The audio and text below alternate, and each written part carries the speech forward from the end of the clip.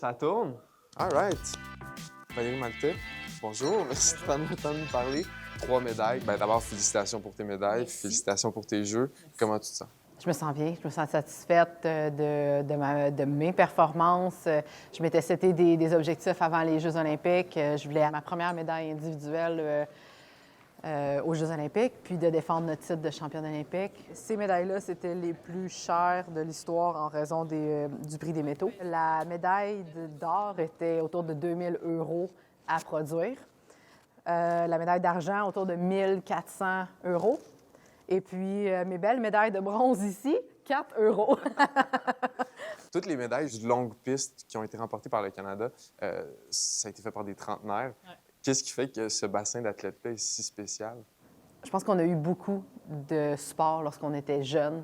Avec les Jeux de Vancouver en 2010 qui étaient à la maison, il y a un support financier qui est davantage présent. Puis, je pense que de bâtir des fondations fortes fait en sorte que ça se reflète plus tard dans nos performances. Pour ma part, lorsque je pense à ma préparation pour les Jeux de Milan, je suis supportée par ma fédération, mais c'est comme un support financier qui manque, il y a des lacunes. Les athlètes, c'est pas tous les athlètes qui peuvent aller en compétition. Il y en a qui ont besoin de subventionner pour se rendre dans certaines compétitions. Puis, lorsque je pense à ma préparation pour me préparer, pour obtenir vraiment cette médaille individuelle-là, il a fallu que je fasse appel à des investisseurs privés avec une organisation qui s'appelle B210, qui m'ont fourni des professionnels qui me manquaient pour ma préparation. Mais lorsqu'on pense à tout ce qui est les jeunes qui se développent dans le sport, puis qu'on parle de la relève, bien ça, il y a un important manque financier où est-ce que les jeunes doivent aller travailler, qui doivent continuer à faire des choix qui ne sont pas toujours en fonction du sport.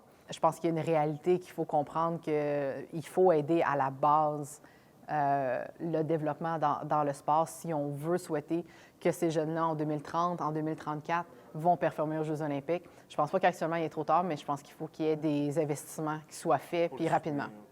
Pour poursuivre dans le sport jusqu'à 30 ans et plus, j'en ai 35 maintenant, puis de toujours aimer qu'est-ce qu'on fait, mais je pense que ça y va à la base par la passion. Ça n'a jamais été à propos des médailles, ça n'a jamais été à propos de « je veux être